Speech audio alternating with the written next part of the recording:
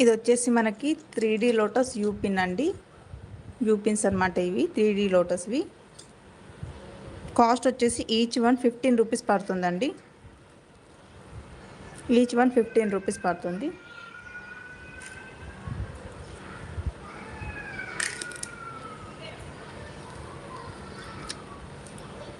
ఇప్పుడు బాగా ట్రెండ్ అవుతున్నాయి కదా ఇవి. ఈచ్ వన్ వచ్చేసి 15 రూపీస్ పడుతుంది మనకి.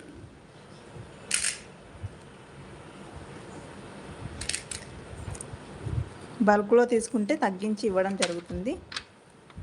ఇలా వచ్చేస్తుంది 3D లోటస్ యూ పిన్ వచ్చేస్తుంది. ఇది చాలా బాగుంటుంది.